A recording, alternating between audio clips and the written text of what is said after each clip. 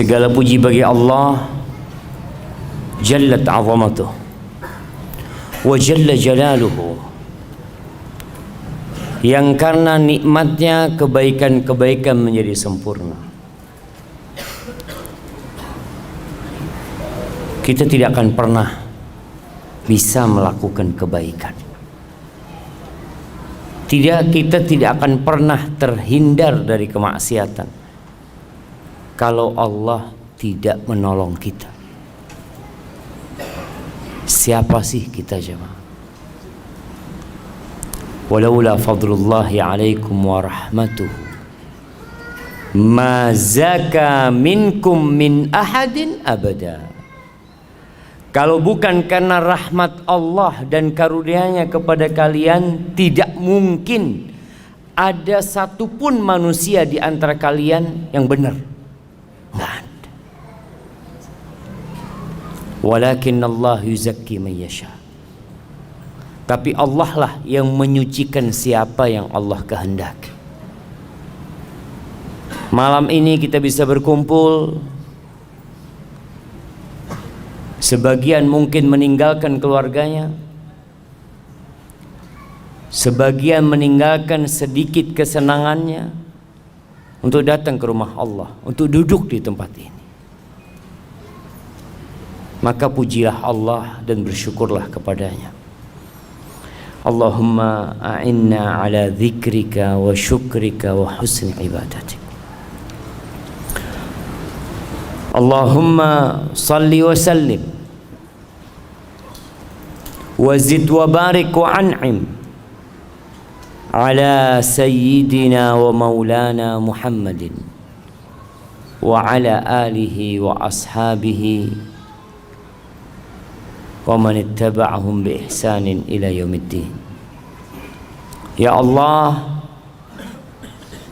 semoga salawat dan salam senantiasa Engkau curahkan kepada hamba kekasih-Mu, kepada baginda Nabi kita Muhammad alaihi salatu wassalam, yang telah mengajarkan kepada kita segala sesuatu yang kita perlukan dalam kehidupan ini. Sampai bagaimana kita masuk toilet, keluar toilet, berada di dalam toilet, itu udah diajarin sama Nabi alaihi salatu wassalam. Sedetail itu Rasulullah SAW mengajarkan kepada kita, jemaah. Karena kita manusia yang bodoh dan penuh dengan kezaliman. Maka sebagai bentuk terima kasih kita adalah memperbanyak salawat buat Nabi alaihi salatu wassalam dan memperjuangkan apa yang sudah beliau sampaikan. Semoga salawat itu bersambung untuk keluarga beliau. Jamaah rahimakumullah, kita nih yang udah keluarga kadangkala dapat godaan dari istri kita. Rasulullah sallallahu alaihi wasallam juga pernah mendapatkan godaan dari istri. Bicara tema kita malam ini, godaan wanita itu dahsyat. Sampai akhirnya Rasulullah sallallahu alaihi wasallam memboikot istri. Istri-istri. 9 istrinya tidak ada yang digaulin. Bahkan beliau tidak berkunjung ke rumah mereka. Kenapa? Mereka ribut urusan dunia. Mereka sibuk minta tambahan nafkah. Ada yang istrinya minta tambahan nafkah. Lalu Allah turunkan firman-Nya di surah Al-Ahzab ayat 28-29. Apa kata Allah? Ya ayyuhan nabi, wahai nabi, qul li azwajika, katakan kepada istri-istrimu, in kuntunna turidnal hayatad dunya wa zinataha fata'alain umatti'kunna wa usarrihkunna sarahan jamila. Wahai istri-istriku, dipanggil tuh satu persatu. istri Nabi SAW. Mulai dari Aisyah, ditanya, kalau yang kalian inginkan itu kehidupan dunia, perhiasan dunia, kenikmatan dunia, ya udah, aku akan kasih kepada kalian harta, tapi kita nggak bisa untuk bersama kembali. Aku akan ceraikan kalian dengan perceraian yang indah. Cukup sampai di sini hidup kita, nggak bisa dilanjutkan.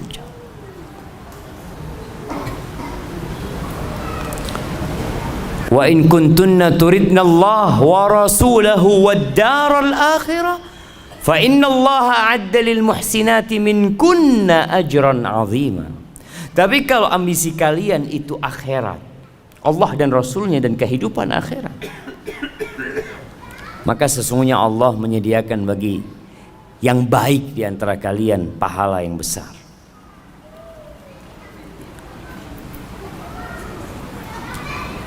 Istri-istri Nabi itu sebenarnya tidak terlalu berlebihan menurut kacamata orang sekarang.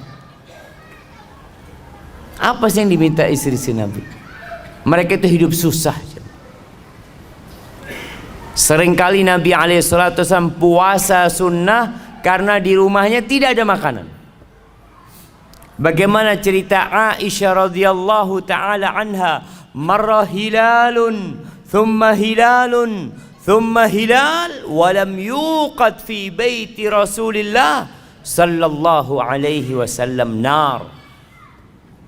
Berlalu rembulan, kemudian berlalu rembulan, masuk ke bulan ketiga, dan di rumah Rasulullah SAW itu kompornya tidak hidup. Susah hidup mereka. Tapi itu yang harus dilewatin kadang-kala. Maka ternyata istri-istri Nabi memilih Allah dan Rasulnya dan kehidupan akhirat. Mereka siap untuk meninggalkan sedikit, nggak banyak, jemaah. Kenikmatan dunia dan isinya ini sedikit. Kalau antum dapat duit 1 triliun, banyak apa dikit, jemaah? Antum pegang 1 triliun dan pegang 1 ekor lalat, bisa 1 triliun bikin lalat? Bisa 1 triliun bikin lalat, ya Pak? Gak bisa. Supaya antum tahu, dunia ini benar-benar gak ada. Kalaupun ada, nilainya dikit. Qul mata'ud dunya qalil. Dikit kenikmatan dunia. Maka semoga salat bersambung untuk keluarga Nabi yang mereka telah mendampingi Rasulullah sallallahu alaihi wasallam dalam kehidupan beliau, dan kelak istri-istri Nabi akan mendampingi Rasulullah sallallahu alaihi wasallam di surganya. Dan semoga salat juga bersambung untuk keluarga Nabi, anak-anak Nabi, keturunan Nabi Muhammad sallallahu alaihi wasallam dan para sahabatnya serta orang-orang yang mengikuti jalannya. Amma ba'd. Jamaah rahimakumullah, kita hidup di masa yang gemerlapan kehidupan dunia ini begitu menggoda.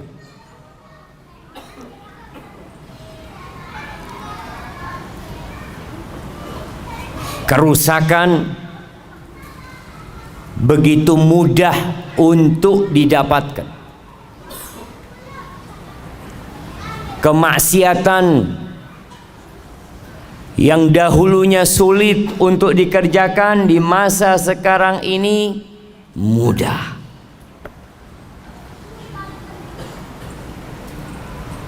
Karena apa? Karena teknologi dan harta ada, fasilitas disediakan semuanya. Zaman dulu jemaah, jangan zaman dulu ya, tahun 90-an ke bawah, Itu yang punya motor itu hanya orang kaya aja. Yang bisa beli motor tuh orang kaya. Sekarang di mana-mana orang punya motor. Dulu orang mau berangkat ke tempat maksiat susah. Sekarang online. Diantar ke tempat maksiat. Nah, begitu mudah. Mau booking tempat maksiat di handphone bisa pilih. Na'udzubillah min dzalik. Maka waktunya kita berhenti sejenak, merenungkan kehidupan ini.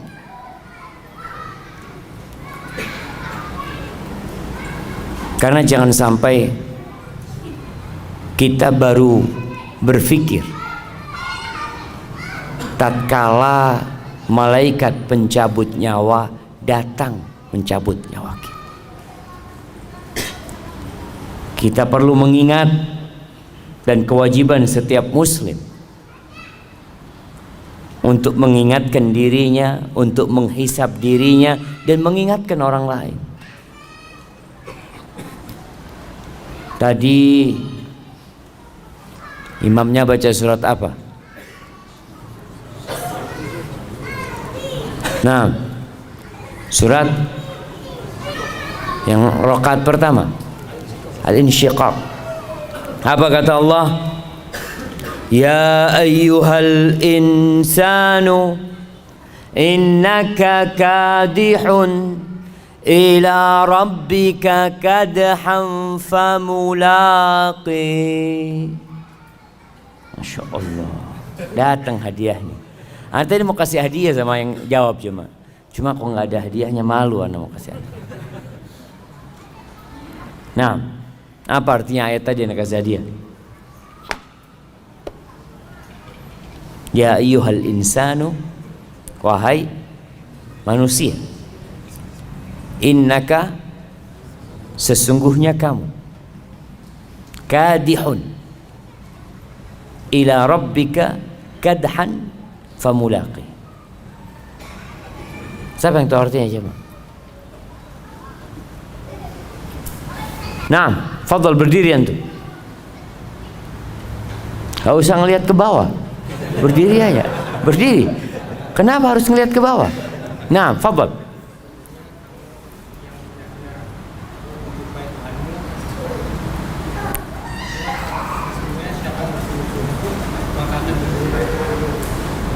Sesungguhnya siapa yang bersungguh-sungguh akan berjumpa. Yang nggak bersungguh-sungguh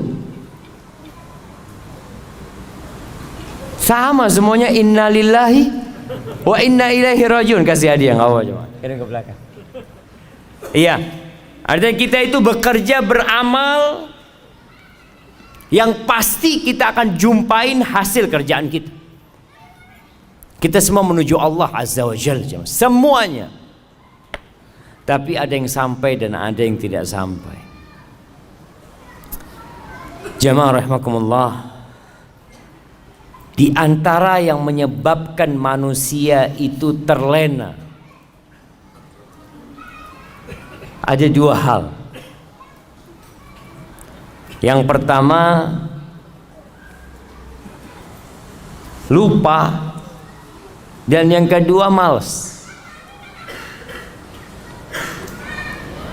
Nabi Adam alaihissalam bagaimana terjebak dalam dosa? Apa kata Allah? Walaqad ahidna ila Adam min qabl fanasi walam najid lahu azma. Itu Allah udah kasih perintah kepada Nabi Adam alaihissalam, jangan deketin nih pohon, boleh semua engkau makan kecuali pohon ini. Dan dikasih tahu hati-hati sama setan. Jangan sampai engkau tergoda sama setan. Ini musuhmu. Fanasi, lupa Nabi Adam alaihissalam. Karena setan pada waktu itu waqasamahuma inni lakum alaminan nasihin. Oh, setan itu kalau suruh kasih nasihat jamaah, sumpah-sumpah. Wallah, aku ini orang suka ngasih nasihat sama kamu. Ini pohon ini kalau engkau makan, engkau akan kekal. Jadi malaikat kau. Lupa Nabi Adam kalau ini musuh, kok percaya sama musuhnya. Walam najid lahu azma. Kita dapatin nggak ada semangat, malas. Ini Allah yang katakan. Akhirnya Nabi Adam turunkan. Maka dua hal ini penyakitnya, lupa dan malas, futur. Ketika seorang lupa, kenapa dia beribadah kepada Allah? Kenapa dia melakukan ketaatan kepada Allah? Maka lupa ini akan mengantar dia kepada kejenuhan. Jenuh antum jangan. Kenapa sih anak kok datang kajian? Ngaji pulang, sholat, masjid. Males antum akhirnya. Awalnya dari lupa. Oleh karena itu kajian terus diadakan. Khutbah Jumat nggak pernah berhenti. Mengingatkan orang. Cuma yang diingatkan ini datangnya ketika qomat. Gimana mau diingetin jam? Anda melihat di sebagian tempat itu orang udah datang, apalagi kalau karyawan ya di tempat kerja, itu mereka udah keluar dari tempat kerjanya, duduk di luar, nunggu biasanya. Nunggu apa? Nunggu qomat.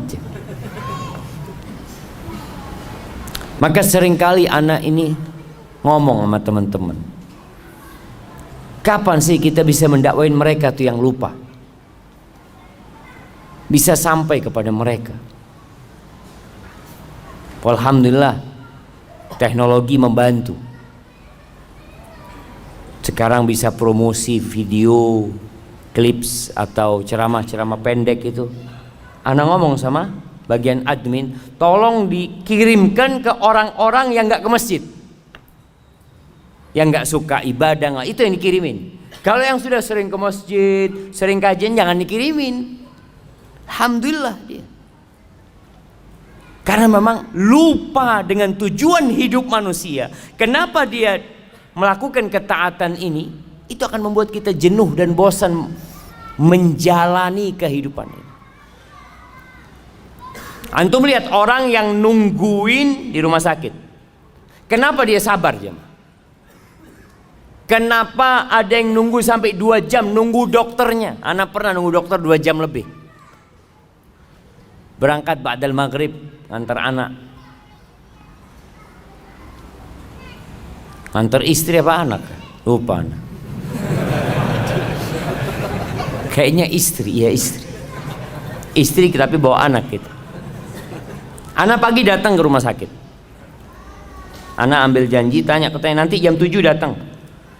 Anak pikir jam 7 datang langsung masuk jam 9 masuknya jam. Ternyata jam 7 tuh dokternya baru datang. Apa yang membuat anak bersabar? Karena anak tahu tujuan anak datang ke sini. Anak perlu sama dokternya ini. Ya udah ditungguin. Mau gimana sekarang? Maka kita diperintahkan untuk mengingatkan orang-orang itu. Kenapa sih kita ada di muka bumi ini? Ngapain? Orang kerja dari pagi sampai sore, besoknya kerja lagi, lusa kerja lagi, bertahun-tahun di Angkasa Pura. Antum nggak bosan di Angkasa Pura? Ini yang kerja Angkasa Pura nggak bosan? Berapa tahun antum? 10 tahun Ustaz. Allahu Akbar. Nggak bosan? Enggak Ustaz. Karena dia tahu dengan tujuan dia berada di tempat ini. Tapi tujuan diciptakan manusia, kadangkala orang lupa. Ahibati fillah, jelaslah Allah mengatakan wa ma khalaqtul jinna wal insa illa liya'budun. Tidaklah aku ciptakan bangsa jin dan manusia kecuali untuk beribadah kepadaku. Ma uridu minhum min rizq wa ma uridu an yut'imun. Aku nggak perlu mereka kerja kasih rezeki sama aku. Aku nggak perlu dari manusia untuk kasih makan kepadaku, kata Allah. Innallaha huwar razzaq dzul quwwatil matin. Sesungguhnya Allah yang maha memberikan rezeki dan dialah yang maha kuat dan maha perkasa. Dan Allah menciptakan isi bumi ini untuk kalian. Huwallazi khalaqalakum ma fil ardi jami'an. Dialah Allah yang menciptakan untuk kalian semua yang ada di muka bumi ini. Ini ayat dijadikan sandaran oleh para ulama bahwa semua yang ada di muka bumi ini hukumnya halal. Boleh, kecuali kalau ada dalil yang mengharamkan. Karena Allah menciptakan semuanya untuk manusia. Untuk manusia jemaah, untuk kita. Artinya Allah memfasilitasi kita, dikasih fasilitas semua untuk apa? Untuk beribadah. Bukan untuk bersenang-senang, enggak. Sebagaimana kalau ada orang bekerja, dikasih fasilitas sama bosnya. Kamu kerja di sini, nah itu ada kolam renang, di rumahmu kita kasih rumah, kasih kolam renang, kasih pembantu.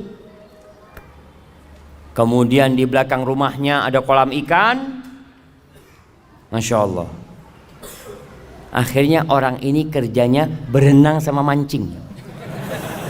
Kira-kira sama perusahaan dipecat nggak tuh orang cuma? Saya kasih semua itu supaya kamu kerjanya bener gitu loh.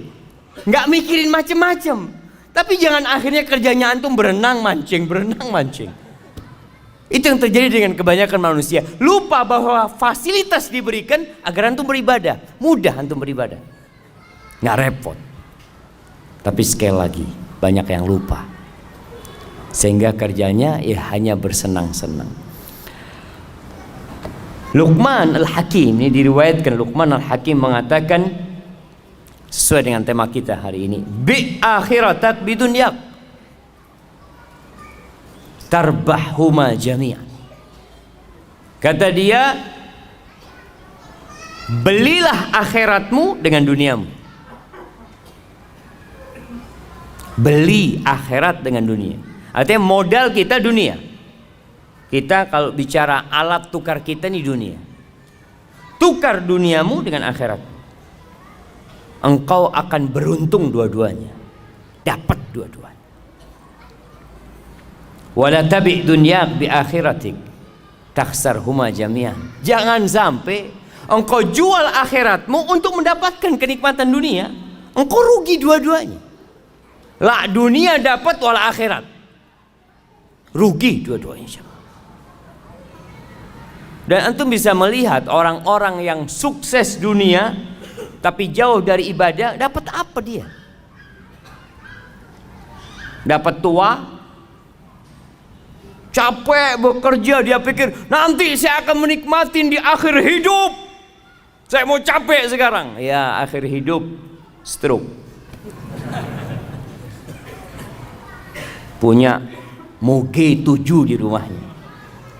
Terus katanya mau dinikmatin ini. Ya itu mau dinikmatin gimana kata dia. Punya duit banyak, makan donat nggak boleh. Donat lah. Terus apa? Bubur. Makan bubur iya. Anak punya duit banyak kayak gini, nggak ada gunanya, nggak ada gunanya. Antum lihat siapa? Maka belilah akhiratmu dengan jual dunia. Kita akan untung dua-duanya. Seperti petani. Antum pernah ngelihat petani jagung nanam rumput? Pernah ngelihat anak mau tanam jagung sama rumput? Jangan. Tanam jagung, rumput tumbuh sendiri. Gitu iya. Antum lihat tuh petani jagung ketika tanam apa dia? Jagung. Jagung dia tanam bibitnya, jagung keliling. Subhanallah, tahu-tahu ada rumput. Alhamdulillah dapat rumput, kasih makan buat kambingnya, apanya. Tapi jangan kemudian sibuk antum cari rumput, lupa sama jagung. Ada dulu yang ngasih permisalan, dunia ini seperti orang yang lagi ngelola sawah, macul sawah. Mau tanam padi harus dibajak. Kadang-kala orang lagi bajak sawah ini, masya Allah jemaah, ada belut lewat, alhamdulillah dapat belut. Ada lele keluar, alhamdulillah. Jangan kemudian antum sibuk cari belut, cari lele, antum nggak tanam padi antum. Itu yang terjadi dengan banyak orang. Jadi kenikmatan dunia cuma selingan. Ya, untuk modal ke akhir. Allah Azza wa Jalla mengatakan tentang manusia ini, setiap Jumat disunnahkan imam sholat Jumat itu untuk membaca surat Al-A'la sama Al-Ghasyiyah. Dua-duanya mengingatkan kita tentang kehidupan dunia. Di surat Al-A'la Allah mengatakan, bal tu'thirunal hayatad dunya wal akhiratu khairun wa abqa. Tapi kalian ini lebih mementingkan kehidupan dunia.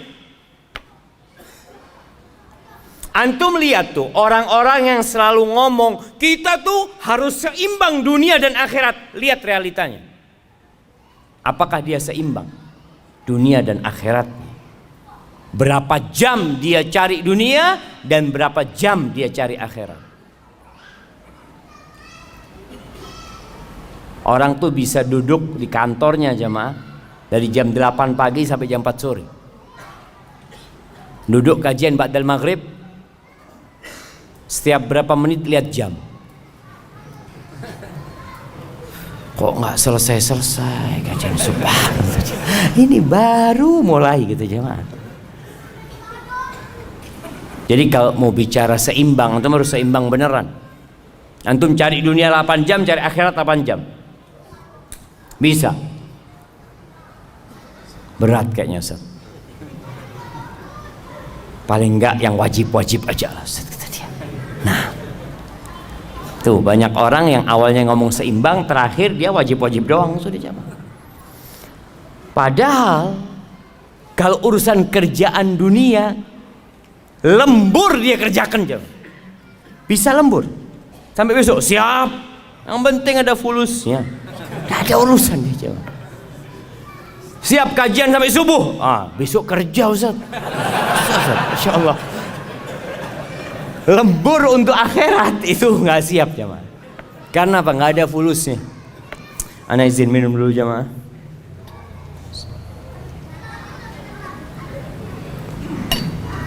Alhamdulillah.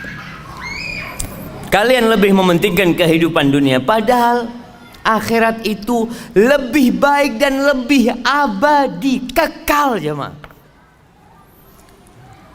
Banyak sih ayat-ayat dalam Quran yang menjelaskan tentang hakikat kehidupan dunia. Rasul sallallahu alaihi wasallam mengatakan, man kanatid dunya hammahu ja'alallahu faqrahu baina 'ainaihi. Barang siapa yang ambisinya dunia, salah. Barang siapa yang dunia ambisinya, sama apa enggak sama yang pertama aja? Beda. Memang dunia itu ambisi dia.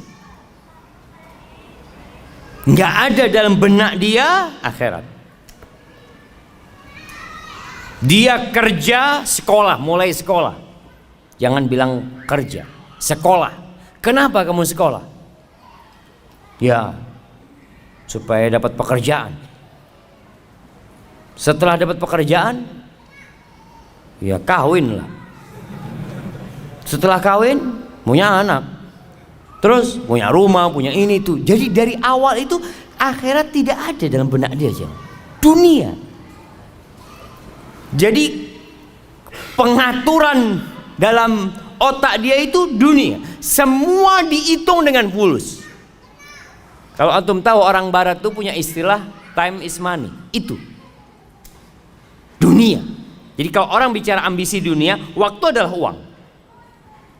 Antum duduk di masjid, antum ditanya, antum dapat apa? Maghrib sampai Isya dapat apa antum? Kalau antum buka warung dapat fulus. Antum jualan online dapat fulus. Duduk di masjid, keluar fulus. Karena ambisinya dunia, semua dihitung dengan dunia. Berangkat umroh, haji dihitung sama dunia. Umroh berapa bayarnya? Berapa sekarang jamaah? 25 juta. 25 juta. Keluar fulus itu. Tabungan berkurang 25 juta. Kemudian ninggalkan kerjaan. Keuntungan anak sehari itu umpamanya 200.000. Kalau anak ninggalkan kerjaan selama 9 hari 1.800.000 habis.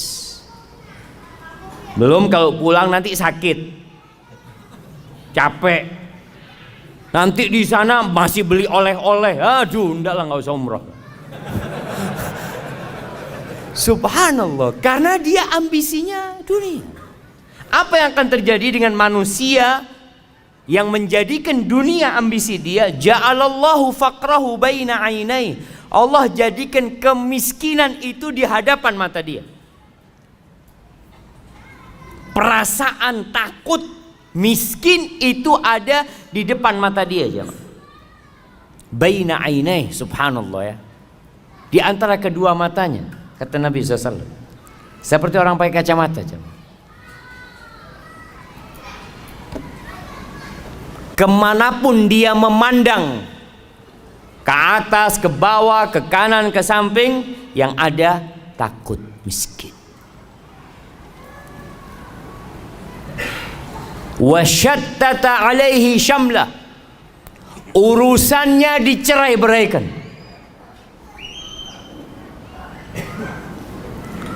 Enggak kelar-kelar urusan dia, jemaah. Ana sering sampaikan. Dulu ana berpikir orang yang kaya raya, yang sudah sukses itu akan lebih sering di soft pertama. Karena dia sudah selesai dia. Dia mau makan sampai 7 keturunan sudah ada. Dia udah punya keran. Keran dia di rumahnya dibuka itu bukan air yang keluar, jemaah. Fulus. Sudah punya dia keran, jemaah. Tapi kenapa nggak bisa ngisi soft pertama? Urusannya ruwet. Ada banyak pekerjaan dia. Yang meeting sana, rapat sini, ya Allah. Jangan untuk ibadah, untuk keluarga. Sampai ada cerita di Arab sana. Ada satu orang kaya sukses, jemaah. Waktu untuk keluarganya itu sedikit. Sedangkan tetangganya ini miskin. Akhirnya sering kumpul sama keluarga. Habis asar duduk bareng-bareng sama anaknya, makan pisang goreng, minum kopi. Si istri orang kaya ini cemburu dengan keadaan tetangganya. Maka dia ngomong sama suaminya, "Bang, abang itu kok sibuk terus cari fulus? Nggak lihat kayak tetangga kita bisa kumpul sama keluarganya sore-sore, ngobrol, makan bareng. Masa?" Kata, "Iya." Oh ya, pinter nih suaminya, jemaah. Tetangganya dikasih modal kerja, jemaah. Kasih modal kerja sama dia, ruwet hidupnya, nggak lagi kumpul. Sama sekarang katanya. Yang awalnya punya waktu duduk sama keluarganya, nggak ada waktunya sudah, jemaah. Hadi dunia, jemaah. Jadi subhanallah, Allah jadikan urusannya. Karena tetangganya pintar, kasih, "Kamu mau nggak saya kasih modal kerja, nanti kamu bisa lebih kaya, bisa punya rumah, bisa punya mobil ini." Dibuka itu, jemaah. Ya boleh kalau gitu. Hati-hati. Boleh bekerja, nggak dilarang. Kita bicara ambisi. Ambisinya kita tuh ngapain sih hidup di sini? Ambisi antum kerja itu ngapain? Kalau dunia nggak akan pernah rampung urusan antum. Antum lihat jemaah haji kita lebih banyak yang tua daripada yang muda. Kenapa? Apakah karena mereka baru sukses ketika tua, atau mereka sibuk dengan dunia baru punya waktu ketika tua? Tua pun sama jual sawah. Kenapa nggak dari dulu dijual sawahnya? Kok baru tua jual sawah gitu loh, jemaah? Sama-sama dia jual saham. Enggak, dulu masih ambisinya dunia saham. Oh jangan Ustaz, ini kan usaha Ustaz. Nanti kalau mau mati ya nggak apa-apa dijual. Urusannya dicerai beraikan jamaah. Artinya dia nggak mampu untuk menjadikan waktunya berkah. Quran nggak bisa baca 1 lembar sehari. Sehari selembar nggak bisa. Apalagi one day one juice. Susah. Walam ya'tihi minad dunya illa ma qaddara lah. Dan tidak akan datang dunia kepada dia kecuali sesuai yang sudah Allah takarkan untuk dia. Artinya dia tetap kondisinya sama walaupun kerjanya lebih keras. Kan orang berpikir semakin kerja keras semakin banyak hasilnya. Tetap yang dimakan 1 piring. Apakah kalau orang banyak duitnya makan jadi 3 piring?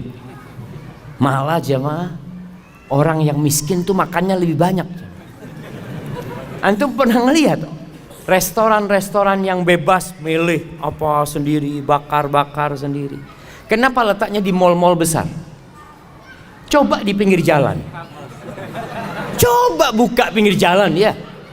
Yang beli orang-orang miskin, tutup 2 hari dia. Karena orang miskin ini kalau makan Masya Allah langsung dia. Tapi orang kaya itu kan makan hanya seninya kata dia, sambil bakar-bakar. Aduh kata orang miskin, nggak usah seni-seni, ini perut lapar kata dia. Nah subhanallah, artinya semakin kaya makannya semakin sedikit ternyata jangan. Allahu Akbar ya. Dan kita tahu apa kata Nabi SAW ketika manusia mengatakan mali, mali, hartaku, hartaku. Kata Nabi SAW, walaysa laka min mal. Engkau tahu hartamu yang mana? Ma akalta, engkau makan, itu hartamu. Kemudian kau buang jadi kotoran. Wa ma labista, yang kau pakai kemudian usang, itu hartamu. Wa ma tasaddaqta fa abqait, yang kau sedekahkan kemudian engkau simpan. Kalau yang ada di rumahmu yang kau tinggalkan itu punya ahli waris, punya orang, itu bukan milikmu. Maka kadang-kala orang kerja capek bukan buat dirinya. Beda dengan yang ambisinya akhirat. Sama kerja, sama-sama sekolah, mungkin 1 bangku sama antum, mungkin 1 kantor sama antum. Mungkin orang ini tiap hari bareng masuk kantor, jamnya sama, pulangnya sama. Bedanya apa? Beda ambisi dia. Ambisinya dia akhirat. Siapa yang akhirat ambisi dia, ja'alallahu ghinahu fi qalbih, Allah jadikan kekayaan buat dia di hatinya jemaah. Kaya dia jemaah. Ada kotak amal sodakoh dia. Si fulan gak pernah sodakoh itu. Kenapa? Aduh ada kebutuhan buat anak-anak masuk rumah sakit, ini itu macam-macam, subhanallah. Yang fulan karena akhirat ambisi dia punya rezeki sedikit, dia sedekah. Kaya dia walaupun tidak punya apa-apa. Wa jama'a lahu syamla. Urusannya Allah sederhanakan buat dia. Allah mudahkan urusan dia. Allahu Akbar jamaah. Hidupnya tentram. Nggak harus kaya. Kalau bicara hidup bahagia, nggak harus kaya.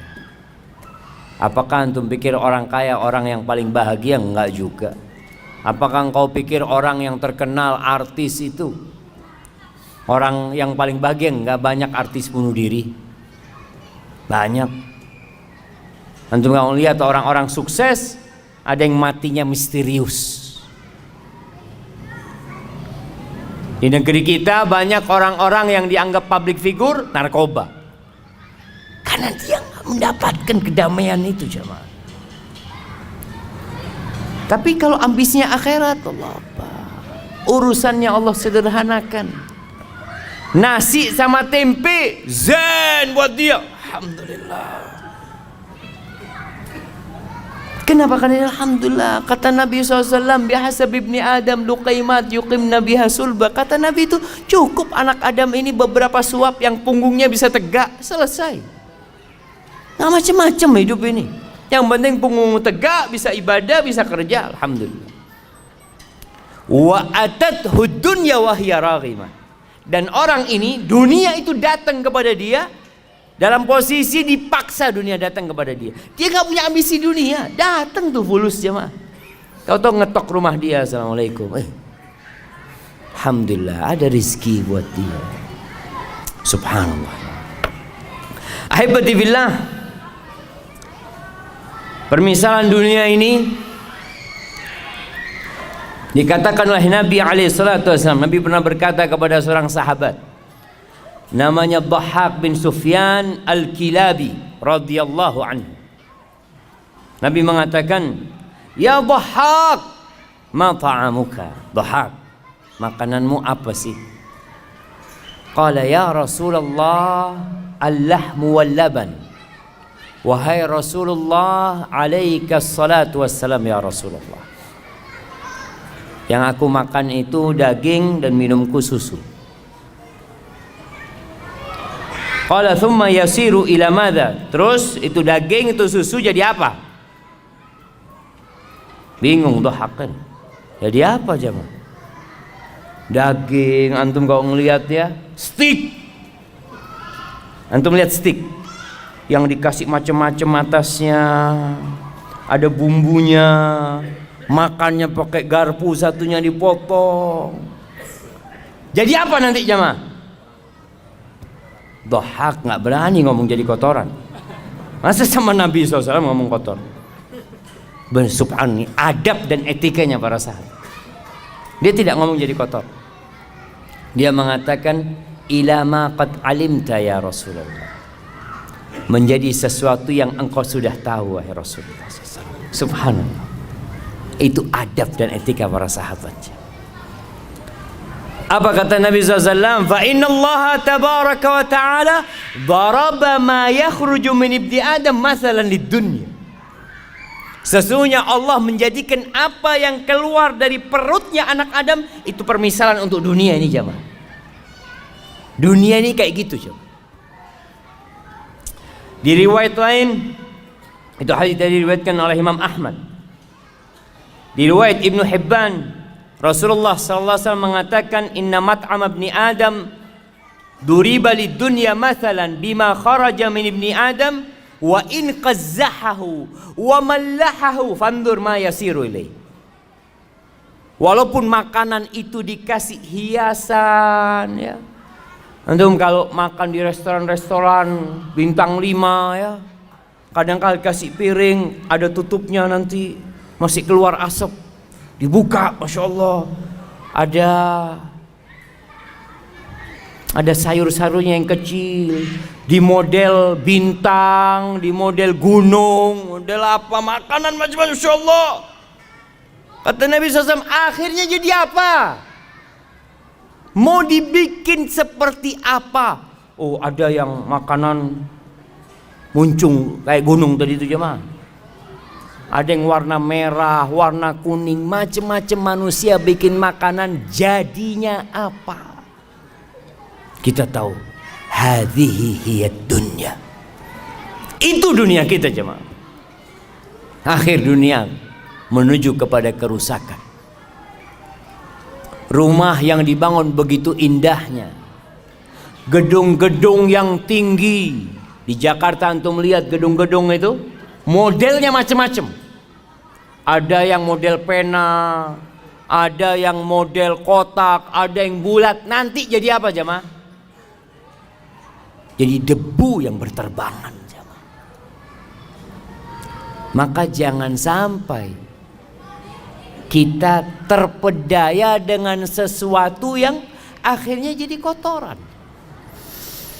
Ibnu Qayyim rahimahullahu ta'ala ketika menjelaskan tentang hadis tadi, dia mengatakan, famaghtarra biha wala sakana ilaiha illa dhu himmatin daniyah. Maka tidak akan ada orang yang tertipu dengan dunia yang kemudian condong kepada kehidupan dunia, kecuali orang yang punya ambisi rendahan. Wa aklin hakir, akalnya remeh, akalnya itu kecil, nggak besar dia jemaah. Wa qadrin khasis, ya sudahlah, dia itu nggak mampu melihat sesuatu sesuai dengan hakikatnya, salah perhitungan. Maka nanti ketika mati baru akan menyesali semua itu. Hasan al-Basri rahimahullahu ta'ala mengatakan, man arafa rabbahu ahabbahu. Barang siapa yang mengenal Allah pasti cinta sama Allah. Pasti cinta sama Allah. Bagaimana tidak? Allah itu Ar-Rahman Ar-Rahim, Al-Malik, Al-Quddus, As-Salam, Al-Mu'min, Al-Muhaimin, Al-Aziz, Al-Jabbar, Al-Mutakabbir. Gimana kita gak akan cinta sama Allah Azza wa Jal, sedangkan kehidupan kita berasal darinya, semua yang kita makan berasal darinya. Masya Allah. Dibuka 5 menit ke waktu Isya. InsyaAllah. Siap jemaah. Kita sholat Isya dulu ntar lagi. Sampai mana kita? Karena soalnya bukanya salah barusan jemaah. Jadi bismillah. Alhamdulillah. Orang yang kenal sama Allah akan cinta sama Allah. Tapi kenapa banyak manusia kok malas beribadah kepada Allah? Susah dia untuk sholat ke masjid, diteriakin hayya ala salah, hayya ala falah, karena mereka nggak kenal sama Allah. Antum tuh, kalau ada orang duduk di sebelah antum, antum nggak kenal sama dia, lagi nungguin di bandara duduk, antum sibuk mungkin baca-baca atau WA ya. Setelah itu antum dikasih tahu, Mas, yang di sebelah kamu itu, iya siapa? Wakil Presiden. Loh, Wakil Presiden. Ya Allah, Assalamualaikum Pak, ahlan. Baru antum jadi menghormatin dan menghargain dia, karena antum dikasih tahu, antum kenal. Itu manusia biasa. Atau siapalah, antum makan di warung, ada orang datang mau duduk di sebelah antum. Dalam hati kecil antum, ya Allah, ini orang nggak tahu adab, tempat udah sempit, duduk sini. Kasih tahu, Mas, yang di sebelahnya itu Gubernur Jakarta. Subhanallah. Assalamualaikum Pak. Baru senyum antum. Maka dikatakan tak kenal maka tak sayang. Betul. Banyak kita nggak kenal sama Allah. Kalau ada orang yang ngasih sama antum rumah, ngasih sama antum mobil, ngasih sama antum istri dan anak, Masya Allah, bagaimana penghormatan antum sama orang itu? Dipanggil antum, ditelepon, bulan antum datang ke sini, siap. Padahal antum lagi makan, aduh bismillah lah berangkat sudah, ditinggal makanannya. Karena yang manggil siapa? Yang ngasih antum semuanya. Gimana dengan Allah Azza wa Jalla? Itu kata Hasan Basri, yang kenal sama Allah dia akan cinta sama Allah. Wa man arafa dunya zahida fiha. Yang kenal sama dunia dia akan zuhud sama dunia. Yang kenal sama dunia, tahu dengan hakikat dunia. Maka antum lihat bagaimana Rasulullah SAW, beliau orang yang paling kenal sama dunia. Ketika ditawarin, Masya Allah, tawarin gunung jadi emas ya, ditawarin kenikmatan-kenikmatan dunia. Sampai Umar bin Khattab nangis, sahabat nangis melihat susahnya hidup Nabi SAW. Lalu apa kata Nabi? Mali walid dunya. Apa urusanku sama dunia ini? Innama mathali wa mathalud dunya karakibin istadhalla tahta syajaratin thumma raha wa tarakaha. Pemisahanku sama dunia ini seperti orang yang sedang berkendaraan, kemudian berhenti di rest area. Kita lihat, kalau dulu berhenti di bawah naungan pohon, orang naik onta panas berhenti di bawah naungan pohon, Kira-kira berapa lama di bawah naungan pohonnya? Sebentar, terus mau ditinggal. Antum pernah lihat orang di rest area bangun rumah? Rest area bangun rumah, anak. Pak, ngapain di sini Pak, kata dia. Kita cuma lewat, kita mau ke Bandung nih. Oh iya, nggak jadi dia. Kalau kita kenal sama dunia, kita akan zuhud dengan dunia. Sebagaimana Rasulullah SAW mengajarkan kepada kita. Tapi jemaah, kayaknya kita sholat dulu. Nah, insyaallah kita lanjutkan setelah sholat. Jadi setelah sholat nanti kita langsung kajian. Ba'diyahnya ditunda selesai sholat. Selesai sholat setelah kajian atau di rumahnya nanti jemaah. Hadza wallahu a'lam bissawab.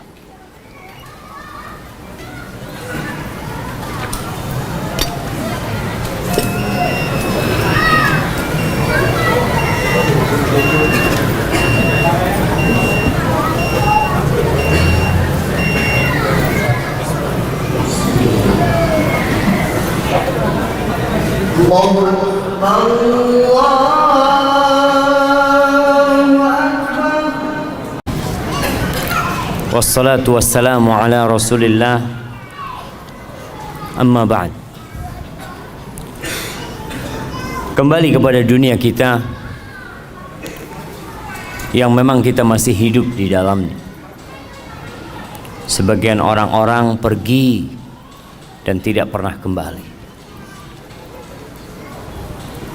Al-Imam Ibnu Qayyim memisalkan dunia dengan ucapannya, ad-dunya kamra'atin baghi.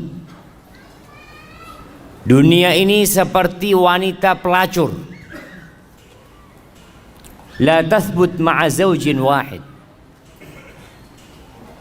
Dia tidak akan tetap dengan satu orang. Dia akan berpindah-pindah. Lihatlah rumah yang kita miliki. Dulu punya siapa? Lihatlah posisi jabatan yang kita dudukin. Dulu siapa yang duduk di jabatan itu? Antum bisa ngelihat tuh. Orang-orang yang menjabat, dulu menjabat, setelah itu turun ganti yang lainnya, nanti ganti yang lainnya. Dan engkau pun yang sedang duduk akan digantikan dengan yang lainnya. Hadhihi ad-dunya. Seperti wanita pelacur yang tidak akan tetap dengan satu orang. Ibnu Abbas radhiyallahu taala anhu mensifatin dunia kita dengan ucapannya, awwaluha ana. Awal dunia ini kesusahan, susah. Antum lihat orang-orang yang susah, yang sekarang sukses, bagaimana proses dia meraih kesuksesannya. Dulu menjadi ini, terus naik jabatannya, terus sekolah lagi, terus bertugaskan di sana, kemudian dapat jabatan yang lebih bagus, terus wa akhiruha fana. Akhirnya habis. Jadi kelelahan dia itu habis ya, Pak. Awalnya kelelahan, akhirnya habis. Bukan kenikmatan. Halaluha hisab wa haramuha iqab. Yang halal antum akan dihisab. Antum makan halal, kerja capek halal, dihisab. Bener nggak kerjaan antum? Berkaitan dengan harta halal yang kita dapatkan, kita akan ditanya dua hal. Dari mana dapatnya? Kemana engkau belanjakan?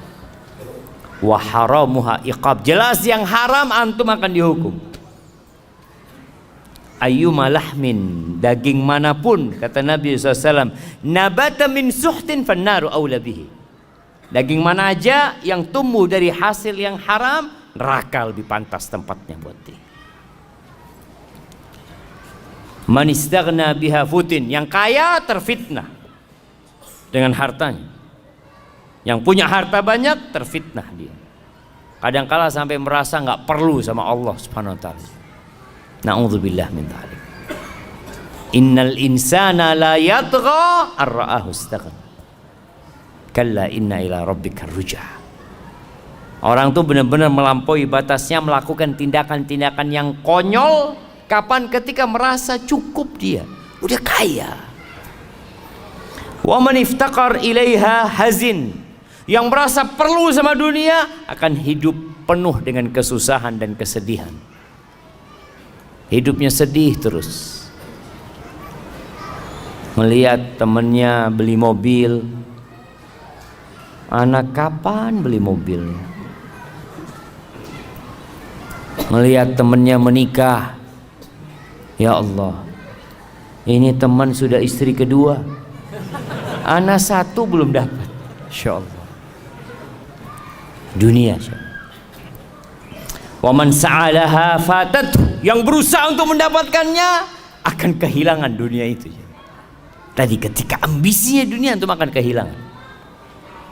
Na'a anha wa man na'a anha atathu. Bahkan yang menjauh dari dunia, dunia itu akan datang sama dia. Wa man nazara ilaiha a'mathu. Barang siapa yang melihat kepada dunia dengan pandangan yang penuh dengan kesukaan kepada dunia ini, maka dia akan jadi buta, lupa dengan halal haram. Segala cara dia gunakan untuk mendapatkan dunia. Waman basra biha basratu, tapi yang berusaha untuk melihat dunia dengan pandangan yang sebenarnya, maka dia akan tahu dengan hakikat dunia. Jamaah rahimakumullah, ketika perang Uhud, para sahabat kalah, sempat menang, kemudian dikalahkan oleh musuh-musuhnya. Walaupun orang-orang musyrikin tidak berhasil menghabisi Rasulullah Sallallahu Alaihi Wasallam dan para sahabatnya, tapi banyak sahabat yang meninggal dunia. Apa sih penyebabnya? Subhanallah. Allah menyebutkan di surat Ali Imran ayat 152, walaqad sadaqakumullahu wa'dahu ittahussunahum bi'idhnih hatta idza fashiltum wa tanaza'tum fil amri wa asaitum min ba'di ma arakum ma tuhibbun. Nih Allah janji dan Allah tepati janjinya. Bagaimana Allah berikan kemenangan kepada para sahabat ketika perang Uhud. Di awalnya Allah berikan kemenangan, tapi tatkala mereka gagal melaksanakan perintah Nabi Muhammad SAW, mereka bertikai. Ketika pasukan pemanah yang diperintahkan untuk tetap berada di tempat mereka, mereka mengatakan, mereka ribut di antara mereka sendiri. Udah, kita ngapain di gunung sini? Kita udah menang tuh. Itu harta rampasan perang. Kita bantuin umat Islam, para sahabat yang lain untuk ngumpulin harta rampasan perang. Wa asaitum min ba'di ma arakum ma tuhibbun. Apa kata Allah? Minkum man yuridud dunya wa minkum man yuridul akhir. Di antara kalian ada yang ambisinya dunia dan ada yang ambisinya akhirat. Tsumma sarafakum anhum liyabtaliyakum. Akhirnya bukan dapat kemenangan, malah dapat kekalahan. Untuk apa? Untuk menguji kalian, supaya kita sadar, ketika antum gagal dalam kehidupan ini untuk meraih sesuatu, itu sebuah peringatan dari Allah buat kita supaya kita jadi lebih baik lagi. Antum mau kejar sampai kemana? Kalau ada yang di PHK umpamanya dari tempat kerjanya, antum nanti akan di PHK selama-lamanya.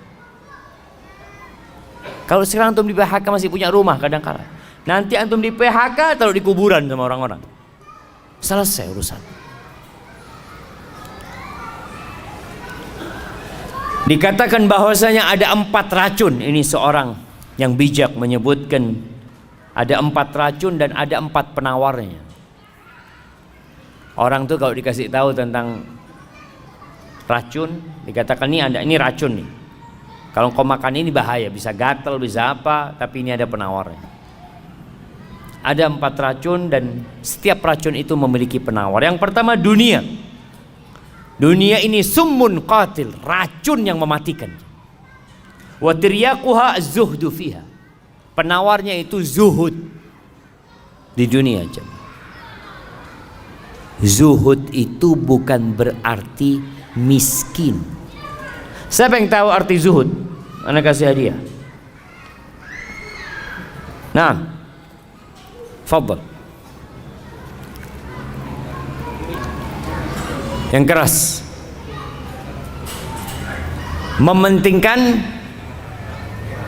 Mementingkan kehidupan akhirat. Taib. Yang lainnya sebelah kanan. Nah. Juhud berusaha untuk meninggalkan urusan dunia. Zuhud berusaha untuk meninggalkan urusan dunia. Nggak kerja maksudnya. Lebih mengutamakan ke urusan akhirat. Sama aja lah. Kasih hadiah yang kecilnya. Baik, yang lainnya. Fadhal. Zuhud itu adalah menempatkan dunia pada tangannya, kemudian menjadikan akhirat itu di hatinya. Zuhud itu menempatkan dunia di tangan dan akhirat di hati. Masya Allah. Lebih dalam lagi nih jemaah. Kasih yang besar nggak apa jemaah. Baik. Nah, fadhal belakang. Ya antum menoleh ke belakang. Fadhal berdirilah biar kelihatan. Ini zuhud jemaah, berdirinya separuh. Nah, kenapa nggak berdiri? Masya Allah. Masya Allah. Fadhal kirim yang besar jemaah. Antum dengar jemaah? Tarku ma la yanfa' fil akhirah. Meninggalkan hal-hal yang tidak bermanfaat di akhirat. Itu zuhud. Dia tadi semuanya zuhud. Tapi karena anak hafal yang ini, anak kasih yang besar hadiahnya. Nah, itu definisi Syekh bin Utsaimin rahimahullahu taala ketika mengatakan az-zuhdu tarku ma la yanfa' fil akhirah. Meninggalkan segala sesuatu yang tidak bermanfaat di akhirat. Kalau harta bermanfaat di akhirat, antum cari harta. Tapi buat akhirat tadi jamaah.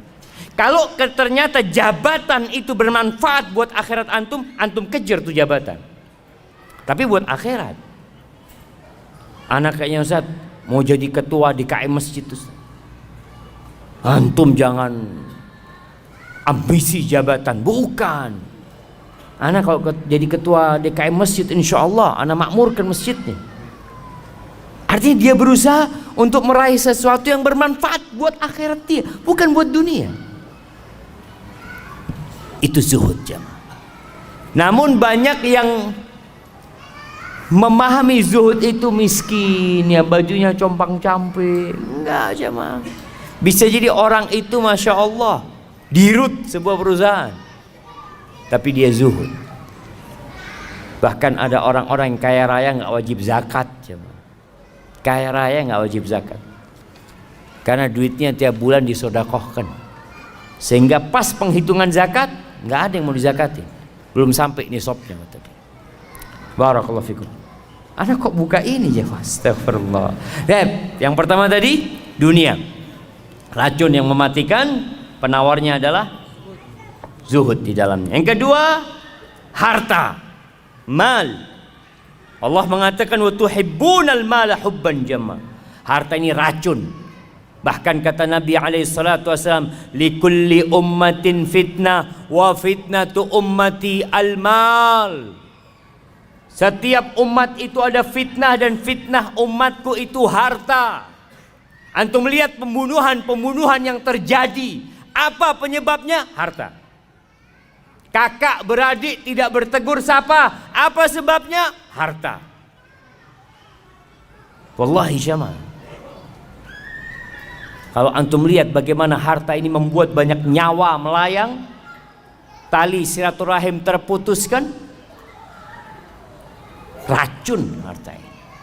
Terus apa penawarnya? Zakat dan sedekah. Kalau antum sudah sedekah, masa antum mau makan hartanya orang? Enggak lah, ana buat akhirat ana. Kalau bicara sodako nggak diterima kalau sodako dari yang haram, nggak ada gunanya antum. Maka bersihkan harta antum dengan zakat dan perbanyak sodako. Kemudian dikatakan termasuk racun itu al-kalam, ngomong. Ada orang itu dikasih bala suka ngomong, suka bicara. Terus apa penawarnya? Zikrullah, sering berzikir. Jadi antum kepingin ngomong, ahsan zikir. Kepingin ngomong lagi, ahsan zikir. Karena ada orang yang terfitnah ngomong terus kerjanya. Kalau nggak ngomong, sekarang ngomongnya pakai tulisan. Komen terus kerja, masya Allah, antum nggak ada kerjaan gitu. Ya itu Zat, komentator dari dulu jamaah. Subhanallah, ana pernah dulu waktu masa ada Piala Dunia lah di mana. Setiap negara itu kan kirim apa? Pemainnya jemaah. Kemudian karikatur di koran itu Indonesia bukan kirim pemain, kirim komentator. Iya.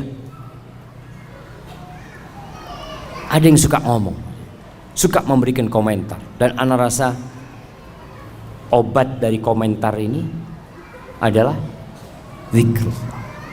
Udahlah, jangan semua dikomentari. Untuk mengucapkan Masya Allah, Subhanallah, Astagfirullah, Allahu Akbar, itu akan lebih indah. Kemudian yang termasuk racun ini al-qadha, hakim yang memutuskan. Orang itu kalau dapat jabatan itu, Allahu Akbar, dikatakan orang yang dikasih jabatan apalagi jadi hakim itu disembelih tanpa pisau. Jabatan dia sangat menakutkan. Terus gimana Ustaz? Apa penawarnya? Adil. Berbuatlah yang adil sudah. Anak kemarin membaca berita ada hakim yang dibunuh. Ya, konsekuensi ketika seorang menegakkan keadilan mungkin nyawa antum yang akan melayang. Tapi mau tidak mau, kehidupan ini nggak lama. Kalau nggak besok, lusa kita akan mati. Jamaah rahimakumullah, Utsman bin Affan radhiyallahu anhu diriwayatkan mengatakan hammud dunya zulmatun fil qalb. Ambisi dunia itu menyisakan kegelapan di dalam dada, di dalam hati. Antum nggak bisa tidur, bingung. Ketika mikirin dunia, wallahi antum bingung. Wa hammul akhirah nurun fil qalb. Tapi ambisi akhirat itu cahaya di hati. Jadi ketika antum berambisi untuk akhirat, terang antum melihat jalan hidup ini jemaah. Terang. Antum tidak akan berada dalam kegelapan. Dan yang terakhir, berkaitan dengan tema kita hari ini, Rasulullah sallallahu alaihi wasallam banyak berdoa. Mengatakan Rabbana atina fid dunya hasanah wa fil akhirati hasanah wa qina adzabannar. Antum perbanyak nih doa. Kalau kita lihat dari doa ini, kalau persentasenya jemaah, doa ini 3 bagian yang disebut dengan doa sapu jagat ya. Yang pertama, Rabbana atina fid dunya hasanah. Ya Allah, berikan kepada kami kebaikan di dunia. Apa kebaikan di dunia? Berbagai macam penafsiran para ulama, ada yang mengatakan ketaatan kepadamu ya Allah, bisa beribadah kepadamu. Itu kebahagiaan di dunia. Memiliki harta yang membantu kita untuk meraih akhirat kita. Artinya kita hidup di dunia perlu kebahagiaan, tapi semuanya yang mengantarkan kepada akhirat. Wa fil akhirati hasanah. Dan berikan kebahagiaan di akhirat. Kita minta kepada Allah Subhanahu wa taala agar kita bisa selamat ketika dibangkitkan dari kubur, kemudian melewatin satu persatu hal-hal yang sangat menakutkan di padang mahsyar sampai bisa selamat masuk surga. Wa qina adzabannar, dan selamatkan kami dari api neraka. Jadi dunia hanya sepertiga aja. 2/3-nya buat akhirat kita. Jadi kalau ada orang yang mengatakan ya kita harus seimbang dunia, kalau kau bisa seimbang Masya Allah. Tapi paling tidak jangan sampai ambisi kita itu adalah dunia saja. Silahkan bekerja, silahkan mengais rezeki, silahkan mengumpulkan harta, tapi tetap semuanya untuk akhirat antum. Dan ketika ambisi antum akhirat, dunia akan ikut. Antum akan dapat anak-anak yang soleh, istri yang soleha, keluarga yang sakinah, mawaddah, penuh dengan rahmat. Allahu Akbar. Baik, kita masuk ke sesi tanya jawab. Masya Allah.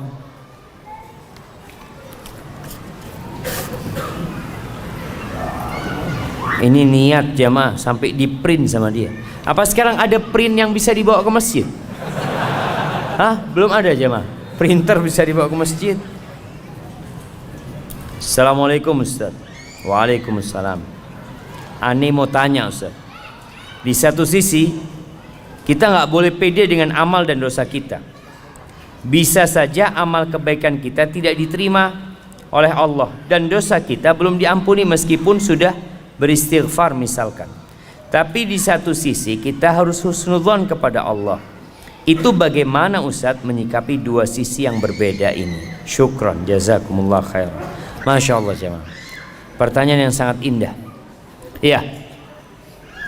Jadi kalau bicara dua sisi yang berbeda, kita tuh husnudzon sama Allah, suudzon sama diri kita. Husnudzon gimana? Allah itu tidak ingkar janji. Allah tuh maha pengampun, Allah tuh baik, Allah tuh maha indah. Tapi akunya yang belum benar. Kalau tadi sholat, sholat mungkin ana riya sholatnya, mungkin belum khusyuk sholatnya. Ana sudah istighfar tapi ana kayaknya ngulangin lagi dosa tersebut. Jadi inilah yang harus ada dalam hamba. Allah ketika menyebutkan tentang orang-orang yang soleh, apa kata Allah? Yad'unana raghaban wa rahaba wa kanu lana khashi'in. Mereka itu terus berdoa, beribadah kepada kami dalam posisi harap-harap cemas. Jadi kondisinya dia berharap, nggak boleh putus asa. Tapi dia juga nggak boleh GR dengan amalan dia. Tetap dia cemas, takut amalannya nggak diterima, takut di dalam amalannya ada sesuatu selain Allah Azza wa Jalla. Jadi posisinya antum tetap berharap kepada Allah dan cemas dengan amalan antum yang mungkin belum sempurna. Oleh karena itu, selesai sholat kita baca apa? Astaghfirullah, minta ampun sama Allah SWT. Ketika antum dengar ayat wa man yattaqillah yaj'al lahu makhrajan wa yarzuqhu min haitsu la yahtasib. Barang siapa yang bertakwa kepada Allah, Allah akan kasih solusi buat dia. Dan Allah akan kasih rizki dari arah yang tidak disangka-sangka. Lalu dia mengatakan, Ustaz, ana ini sudah hijrah, sudah sholat di masjid, sholat malam, kok rizki masih sempit. Oh, ini suudzon sama Allah. Seakan-akan kok janjinya Allah nggak datang. Jangan. Antum harus terus mengatakan, ya Allah, mungkin aku belum pantas mendapatkan, ya Allah, mohon maaf lagi ya Allah. Sampai sebagian ulama mengatakan istighfaruna yahtaju ilal istighfar. Istighfar kita itu perlu istighfar jemaah. Kita udah istighfar, masih perlu istighfar lagi. Karena mungkin istighfar kita belum dari hati. Maka seperti itu yang dimaksud, kita husnudzon sama Allah tapi suudzon sama diri sendiri. Hadza wallahu a'lam.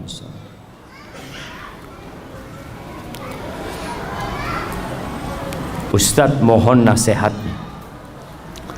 Bagaimana sikap kita dengan sudah bolehnya jam pulang kantor?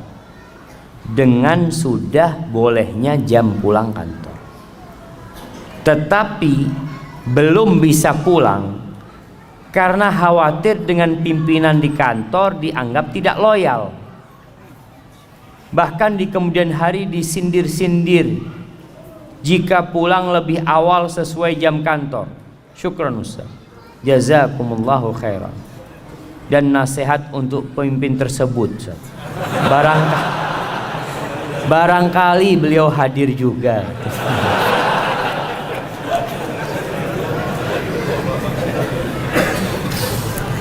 Jamaah rahimakumullah.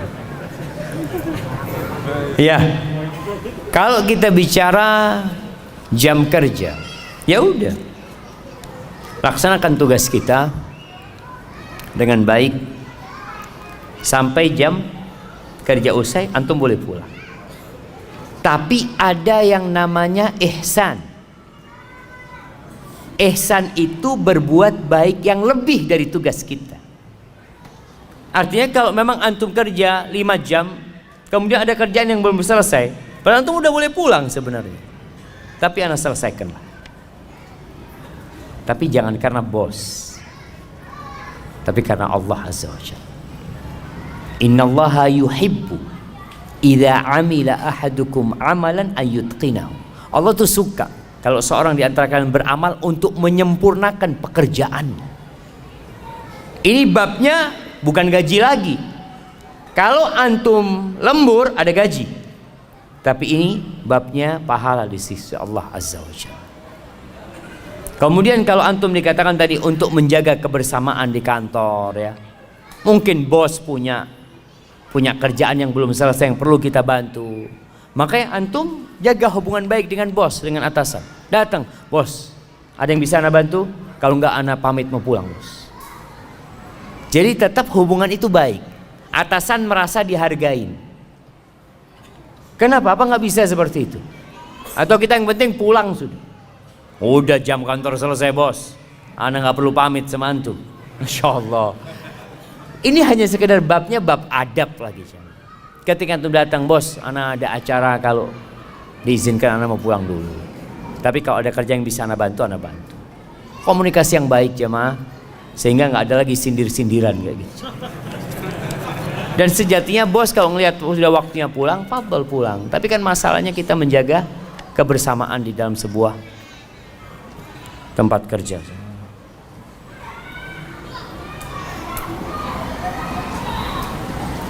Assalamualaikum Ustaz. Saya seorang penanggung jawab di toko dan dari manajemen menyuruh wajib memasang aksesoris pernak-pernik Natal di toko yang saya pimpin. Apa sikap yang harus saya lakukan? Jazakallahu khairan. Ahibati fillah, kita ini hidup di negeri yang beragam agamanya. Dan alhamdulillah keberagaman itu bukan hal yang baru di dalam Islam. Di kota Madinah pun, Masya Allah, Rasulullah SAW bertetanggaan bukan dengan orang Nasrani, tapi dengan orang Yahudi yang terkenal permusuhannya dan kedengkiannya kepada umat Islam. Tapi saling menghargai. Namun kalau urusannya ibadah, ini urusannya dengan ibadah mereka, maka kita hendaklah tidak ikut-ikutan dalam peribadatan mereka. Karena ini urusan dengan akidah, keyakinan. Natal itu merayakan hari kelahiran anak Tuhan. Sedangkan kita mengatakan qul huwallahu ahad, Allahu samad, lam yalid wa lam yulad wa lam yakul lahu kufuwan ahad. Maka para ulama berbincang tentang hal bolehkah kita ikut serta merayakan. Merayakan itu macam-macam. Salah satunya dengan tadi membuat sebuah, ya kalau bicara pasang aksesoris yang mengingatkan kalau ini memang adalah menyambut hari Natal mereka. Yang Nasoro silahkan yang Nasoro mengadakan, membuat hal itu. Tapi yang Muslim la jam. Karena kita diajarin sama Allah, lakum dinukum waliyadin. Dulu jemaah, orang-orang musyrikin itu kebingungan bagaimana menghadang derasnya arus orang masuk Islam. Kebingungan mereka. Dan orang-orang yang masuk Islam itu nggak bisa keluar dari Islam. Yang benar Islam. Di masa Nabi Muhammad SAW, Abu Sufyan ditanya, adakah orang Islam? Yang tanya siapa? Raja Romawi, Herakles. Adakah orang yang masuk Islam kemudian keluar karena benci sama agamanya? Benci sama agamanya? Nggak ada. Nggak ada. Bilal disiksa seperti itu, nggak keluar dari Islam. Sumayyah dibantai, disiksa sampai mati, nggak keluar dari Islam. Khabbab bin Ard dibakar jemaah, dibakar di atas api sampai kering punggungnya itu, mati itu arangnya, dan dia nggak keluar dari Islam. Bingung orang-orang musyrikin. Kata Herakles mengatakan, kadzalikal iman idza khalatat basyashatuhul qulub. Iman tuh kalau sudah bercampur dengan relung-relungnya hati nggak bakal keluar. Kalau yang murtad itu memang belum masuk ke dalam iman. Orang-orang musyrikin kebingungan menghadapi kaum muslimin. Akhirnya dia datang kepada Nabi Muhammad SAW menawarkan, gimana? Kita daripada ribut-ribut, sudahlah. Kami sembah Tuhanmu setahun, tahun depan kamu sembah Tuhan kami. Mereka tuh nggak cinta sama Tuhan mereka. Mereka siap untuk tukar-tukaran Tuhan. Iya. Kalau orang beriman, kata Allah, walladzina amanu asyaddu hubban lillah. Orang beriman lebih cinta kepada Allah daripada kecintaan orang-orang musyrikin kepada Tuhan-Tuhan mereka, sehingga mereka siap bergonta-ganti Tuhan. Sedangkan kita langsung turun firman Allah, qul ya ayyuhal kafir la a'budu ma ta'budu wala antum a'biduna ma a'bud wala ana a'bidum ma abadtum wala antum a'biduna ma a'bud lakum dinukum waliyadin. Bagimu agamamu, bagimu agamaku. Wa in kadzabuk faqul li amali wa lakum amalukum antum bari'una mimma amal wa ana bari'un mimma ta'malun. Aku berlepas diri dari kerjaan kalian dan kalian berlepas diri dari kerjaan kami loh. Kita nggak sama. Karena muncul sekarang suara-suara yang mengajak semua agama sama. Nggak sama, jemaah. Jangan disamakan. Kita hidup beragam, kita toleransi. Kita menghargai non-muslim, kan monggo. Jangan sampai ada lagi bom-bom gereja seperti yang terjadi beberapa tahun yang lalu. Nggak ada, jemaah. Islam menghargai mereka beribadah selama mereka tidak memerangin, bertetanggaan dengan mereka. Mereka punya anak, kita ucapkan selamat, nggak apa-apa. Antum kasih hadiah, kasih oleh-oleh buat anaknya, kasih pakaian, ini toleransi. Tapi kalau anaknya Tuhan yang lahir, enggak. Iya jemaah, kita katakan enggak. Afwan, akidah ana mengatakan Allah itu ahad, lam yalid walam yulad, jelas. Kalau antum yang punya anak, anak kasih hadiah, anak ucapkan selamat. Itu Islam seperti itu. Kemudian ada orang, oh enggak toleransi. Anak ingatkan, baca sejarah sampai hari ini, siapa sebenarnya yang mengajarkan toleransi kepada dunia? Siapa sebenarnya? Dan siapa yang sebenarnya intoleransi? Andalusia, bukti toleransi dan intoleransi. Spanyol itu bukti toleransi dan intoleransi. 800 tahun umat Islam ada di sana, orang-orang Nasara hidup damai, aman, dan tidak dipaksa masuk Islam. Tidak dipaksa masuk Islam. Dan orang-orang Nasara di dalam negeri Islam tidak dipaksa pakai bajunya umat Islam, enggak. Bahkan mereka harus pakai baju khusus. Engkau pakai bajumu, pakai bajumu, pakai atributmu, tunjukkan atributmu yang memang diperbolehkan. Jadi nampak ada perbedaan jemaah. Ada muslim, ada non muslim. Nggak dipaksa, oh kamu non muslim harus pakai bajunya umat Islam, harus pakai peci apa? Enggak. 800 tahun umat Islam di sana, orang-orang Nasrani hidup damai. Hanya dalam hitungan beberapa tahun, nggak sampai 10 tahun mungkin jemaah, Ratu Isabella dan Raja God menguasai Andalusian. Tidak ada satupun muslim di Spanyol. Imam mereka dibunuh dan dibanteng, tidak mau masuk Nasara, atau mereka diusir, atau mereka masuk ke dalam agama mereka. Itu gambaran toleransi dan intoleransi. Berangkatlah antum ke Palestina, lihat bagaimana toleransi umat Islam sejak Umar bin Khattab menerima kunci Masjidil Aqsa.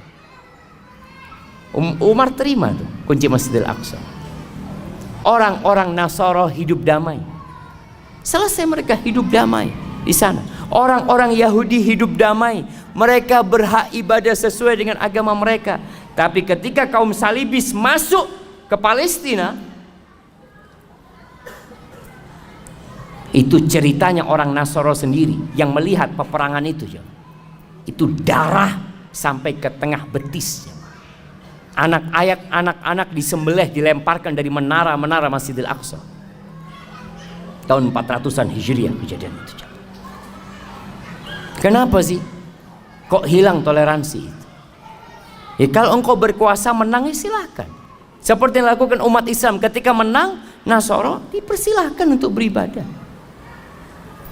Dan berbeda ketika Salahuddin Al-Ayyubi kembali menguasai Masjidil Aqsa. Apakah dia balas dendam, dibunuh kembali itu anak-anak orang Nasara? Lah. Jangan anak-anak orang Nasara, pemimpin kaum salibis suruh pulang, fadhal kau pulang sudah. Dan subhanallah jemaah. Maka kalau bicara toleransi, Islam mengajarkan toleransi. Kalau ada mungkin oknum umat Islam yang melakukan ya pengrusakan, dia tidak mengatasnamakan Islam. Pribadi dia. Tapi ingat, kita jaga kebersamaan kita di negeri ini. Kita tunjukkan bahwa Islamlah yang mengajarkan toleransi. Dan semoga Allah Azza wa Jalla menjadikan kita orang-orang yang menegakkan agamanya. Hadza wallahu a'lam. Ustaz, bagaimana dengan ambisi jabatan? Karena dengan jabatan bisa memperoleh gaji besar agar bisa pergi haji dan umroh. Masya Allah. Kalau ambisinya haji dan umroh, tafadhal. Tapi jangan sampai setelah dapat jabatan beli motor baru antum. Umrohnya nantilah kalau udah beli motor. Antum ambisinya benar-benar akhirat, tunjukkan kepada enggak ya Allah. Aku nggak ada urusan apa-apa sama dunia ini. Aduh, hanya ingin berangkat umroh dan haji. Aku udah rindu kami berangkat umroh dan haji. Tapi itu harus dibuktikan jemaah. Bagaimana maksud hadis tentang setelah makan bawang jangan mendekati masjid? Saya belum paham, Ustaz. Jamaah rahimakumullah, masjid ini tempat berkumpul, tempat beribadah. Dan Rasul sallallahu alaihi wasallam mengatakan innal malaikata tata'adza mimma yata'adza minhu ibnu Adam. Malaikat itu terganggu yang manusia terganggu dengan. Salah satunya adalah aroma yang nggak enak, aroma yang nggak nyaman. Dulu aroma yang tidak nyaman itu bawang, ya, sampai sekarang sih. Cuma di Indonesia ini orang makan bawang mentah itu hampir nggak ada. Rasul SAW menganjurkan kalau harus makan bawang ya dibunuh, aromanya itu dengan dimasak, aromanya itu udah keluar. Tapi di beberapa negeri itu bawang itu kayak apel jemaah, dimakan bawang. Ana ngelihat ya Allah, dan baunya masya Allah. Kalau antum sholat di samping dia, Allah, aduh nggak jadi, Allah Akbar, terganggu antum. Makanya sama Nabi SAW yang seperti ini nggak boleh mendekat ke masjid karena kau mengganggu orang lain.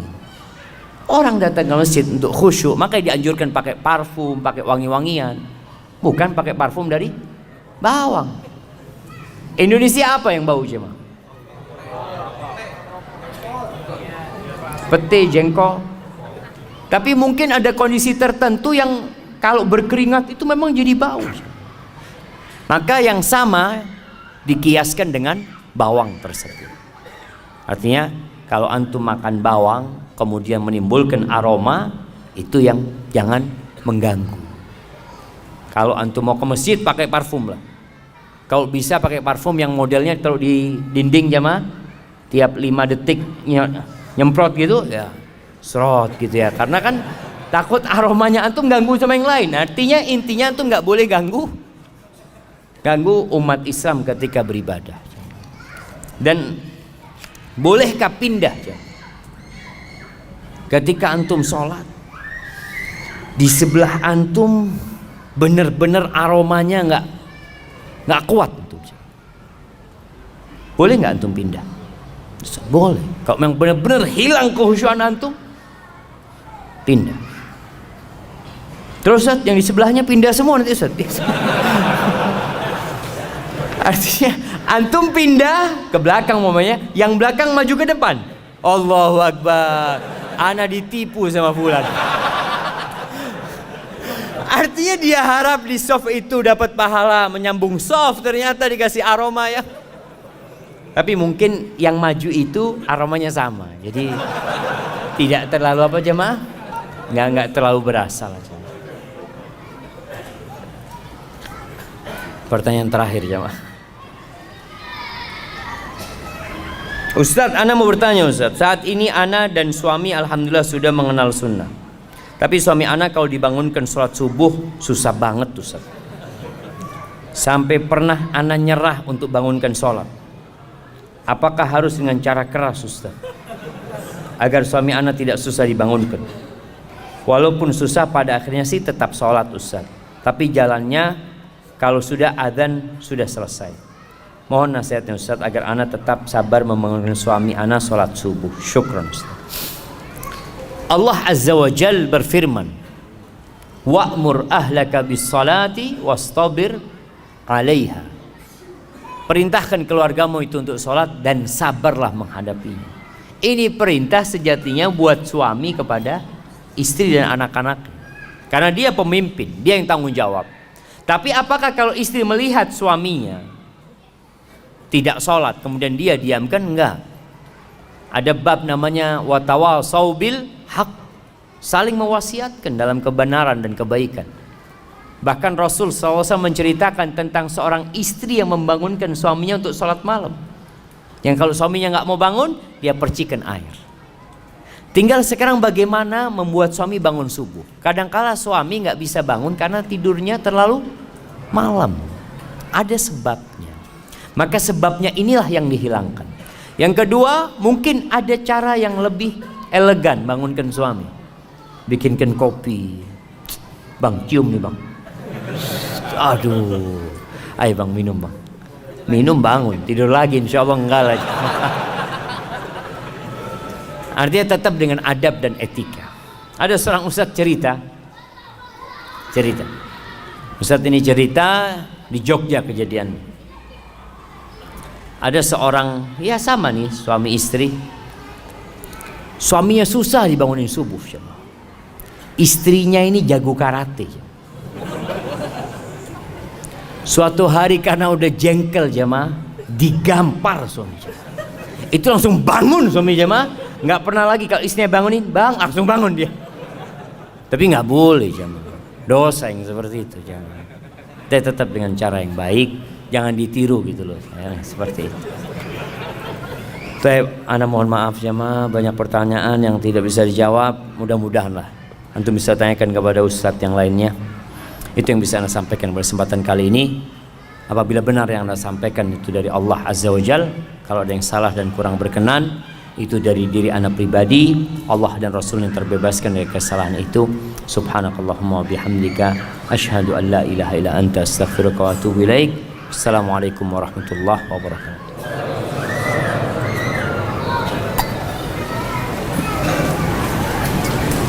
Fadhal,